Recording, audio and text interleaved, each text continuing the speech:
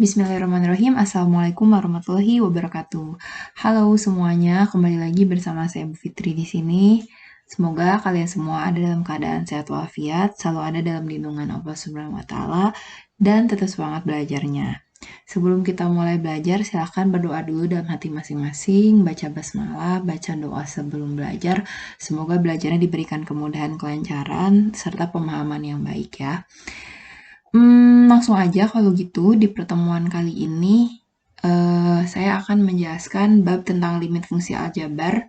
Itu materi yang ada di SMK kelas 12 di bab yang pertama.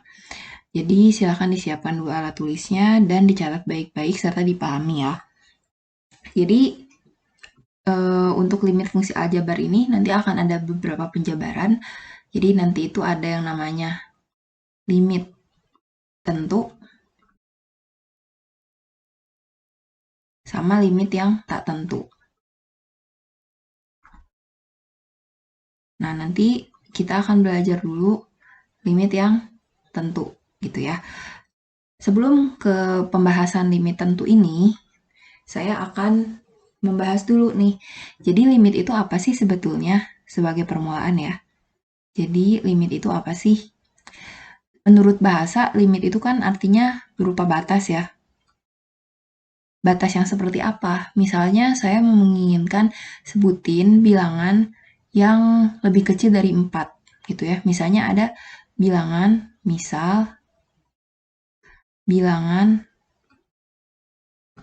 yang lebih kecil dari 4. Berapa aja?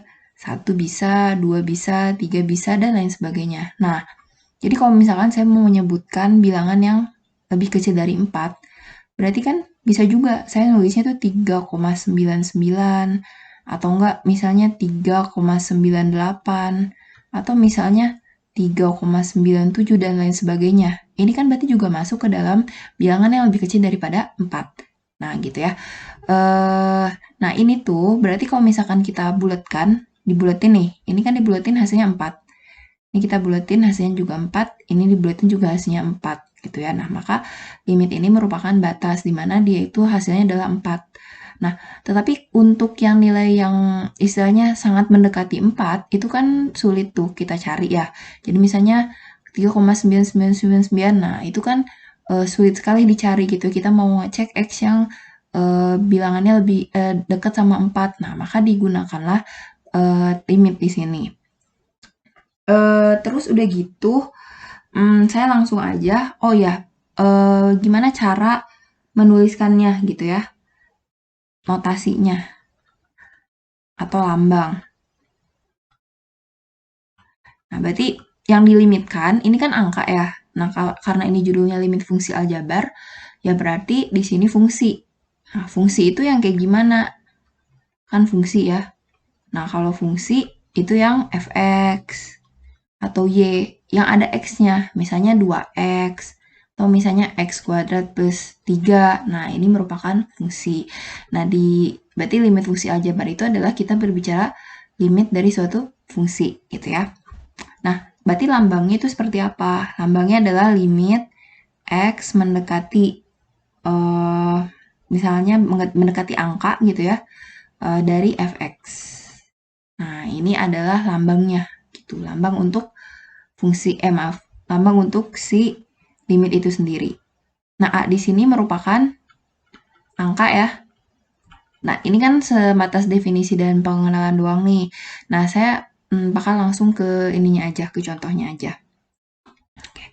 Jadi, saya bahas teorema sekaligus bahas ininya ya, langsung ke contohnya. Jadi, ada teorema dari limit. Ini berdasarkan teori, tapi saya akan langsung contohin ke soalnya.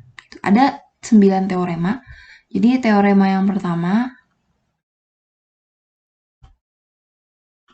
jadi kalau misalnya ada limit x mendekati 2 dari fungsinya adalah 5. Nah, di sini ada x-nya nggak?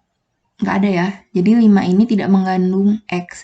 Jadi ketika limit yang ada di dalamnya nih, fungsi yang ada di dalamnya, itu dia tidak mengandung X, maka nilainya tetap ini. Jadi hasilnya 5, tetap 5. Atau misalnya gini, contohnya limit X mendekati 1 dari 7. Kan nggak ada X-nya ya? Berarti kalau nggak ada X-nya, ya tetap 7 nilainya. Jadi kalau selama nggak ada X-nya, berarti nilainya nggak berubah. Gitu ya.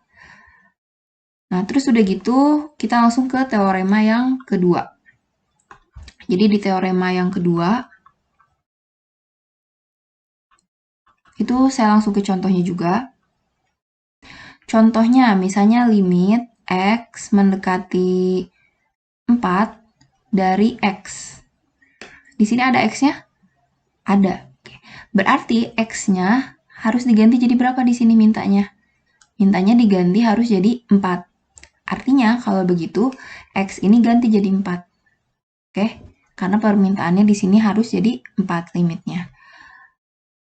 Misal limit X mendekati 3 dari X gitu, kayak gini ya. Ini kan ada X-nya. X-nya diminta harus jadi 3. Ya udah jawabannya 3. Itu ya. Oke, bisa. Terus, gimana dengan teorema yang kedua? Oke, teorema yang kedua. Teorema 2. Teorema 3 maksud saya. Teorema yang ketiga. Oke. Kalau teorema yang ketiga, itu contohnya limit X mendekati 1 dari 2X. Oke. Nah, di sini ada X-nya ya. Oke. X-nya diminta diganti jadi 1. Ya udah, berarti 2 dikali X-nya jadi 1. 2 kali 1 adalah 2. Contoh lain lagi, misalnya limit X mendekati 3 dari 5X. Oke. X-nya harus diganti jadi 3. Ya berarti 5 dikali 3 sama dengan 15. Itu ya. Itu teorema yang ketiga. Terus ada lagi teorema yang keempat. Nah, kalau teorema yang keempat itu kayak gimana? Teorema keempat itu adalah penjumlahan sama pengurangan. Gitu. Nah, oh iya, sebentar. Sebelum ke sana, nah sebetulnya ini tuh bisa juga atau digunakan cara lain. Nah, kan limit 2X ya. 2-nya kita keluarin dulu angkanya. 2 limit X mendekati 1 dari X gitu. Jadi kan asalnya kan gini ya. Limit X mendekati 1 dari 2X. Asalnya gitu kan. Nah, 2-nya kita geser ke depan gitu. Nah, berdasarkan teorema 3 itu kayak gitu. Ini X-nya kita ganti jadi 1. Berarti 2 dikali X-nya ganti jadi 1. Berarti hasilnya 2. Nah, tapi menurut saya ini kan karena terlalu konsep ya, ribet. Mending pakai cara yang ini aja. Tapi saya ngenalin berdasarkan konsepnya. Cuman pakai ini aja ya. Terus, teorema yang keempat, itu kalau misalnya ada permasalahan, bukan permasalahan, ada soal misalnya limit X mendekati 2 dari 3X plus 5 ditambah X kuadrat plus 2. Nah, misalnya ada soal kayak gini. Nah, berarti ini tuh sebetulnya simpelnya kan langsung aja ganti X-nya jadi 2. Tapi bisa juga ini tuh sifatnya itu kayak gini. Limit X mendekati 2 dari 3X plus 5 gitu ya. Jadi limit dari ini nih, ditambah dengan limit X mendekati 2 dari X kuadrat plus 2. Nah, bisa juga kayak gitu. Cuman ini kan berdasarkan konsep teoremanya ya. Saya pribadi lebih kayak prefer ke cara ini aja. Pakai yang ini aja. Cuman saya ngenalin berdasarkan teoremanya. Nah, pakai cara yang di bawah ini. Caranya gimana? Tetap pada prinsip yang pertama, bahwa ini ditulis dulu ya, 3X plus 5 ditambah X kuadrat plus 2. Oke, prinsipnya adalah X-nya diganti jadi 2. Oke ya, jadi X-nya diganti jadi 2. Oke, kita tulis di sini. Ini karena ditambah ya gak masalah gitu ya. Jadi ini tinggal kita ganti aja. Jadi 2 berarti 3. Kan 3X plus 5. Itu kan? Tambah X kuadrat plus 2. Itu kan? Ini si soalnya. Nah, tapi diminta X-nya diganti jadi 2. Berarti kalau X-nya kita ganti jadi 2, berarti kita coret dulu. Nah ini ya, jadi si XX ini diganti jadi 2 katanya. Berarti kita coba ganti X-nya jadi 2. Ini kita hapus. Oke, dihapus kemudian diganti jadi angka 2. Gitu, ini diganti jadi 2. Ini diganti jadi 2. Oke, coba 3 kali 2 adalah 6. Berarti di sini 3 kali 2 adalah 6 ditambah 5 gitu ya. 2 kuadrat adalah 4 ditambah 2. 6 tambah 5, 11. 11 tambah 4, 15. 15 tambah 2, 17. Oke. Jadi kalau ada bentuk yang seperti ini, pokoknya poinnya apa sih gitu ya. Pokoknya kesimpulannya adalah kalau nggak ada X, berarti dia tetap. Kalau ada X, ganti X-nya.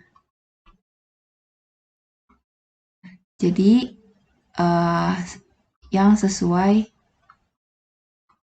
tertulis di sana.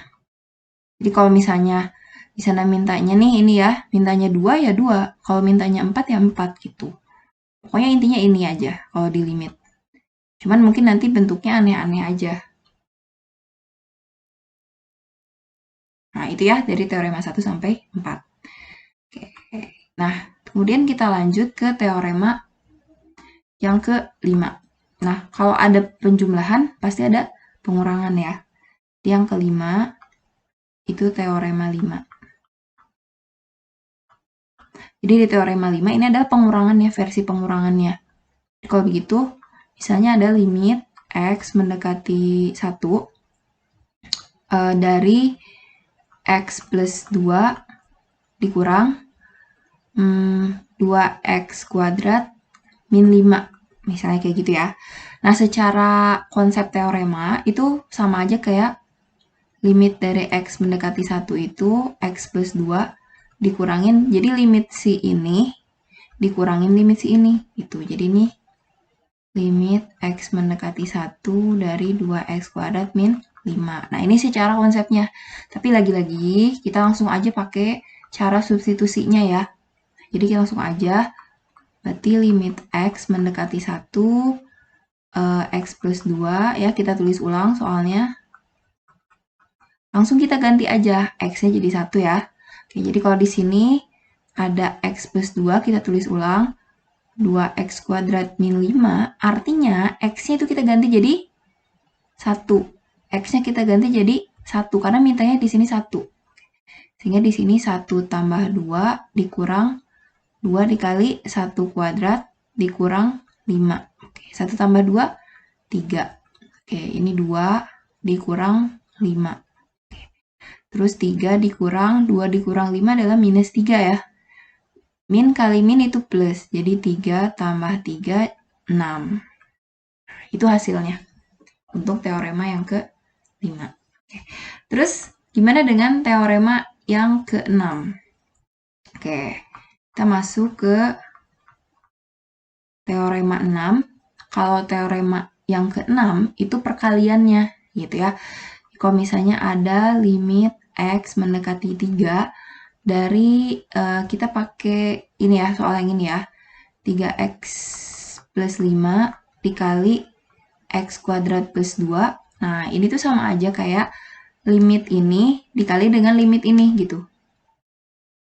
Limit X mendekati 3 dari 3X plus 5 dikali dengan limit X mendekati 3 dari X kuadrat plus 2. Tapi lagi-lagi kita pakai cara substitusi langsung aja dengan cara mengganti X-nya dengan yang diminta. Gitu. Jadi kalau begitu kita langsung tulis ulang limit X mendekati 3 dari 3X plus 5 X kuadrat plus 2. Nah, kita tulis ulang ya, 3X plus 5 terus dikali X kuadrat plus 2. Oke. Kita ganti X-nya jadi 3. X-nya kita ganti jadi 3. Berarti ini 3 dikali 3 tambah 5 kurungin. Sini 3 kuadrat plus 2.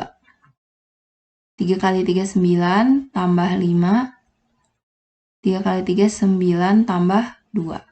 9 tambah 5 adalah 14 dikali 11. Sehingga 14 dikali 11. Nah, kalau perkalian 11, khusus perkalian 11, saya punya cara cepat. Tulis ini kan 14 yang dikali 11. 14 depannya 1. Pasti ini 3 angka nih. Belakangnya adalah 4. Gitu. Nah, tengahnya ini tinggal dijumlahin aja. 1 tambah 4 adalah 5. Oke, gitu ya caranya. Masih ada 3 teorema lagi. Tapi takut kepanjangan. Mungkin kita lanjutkan di pertemuan selanjutnya. Silahkan dicatat baik-baik. Kemudian cobain, nanti aja deh ya. Pokoknya kalian coba catat baik-baik, mudah-mudahan bisa dipahami. Terima kasih banyak. Assalamualaikum warahmatullahi wabarakatuh.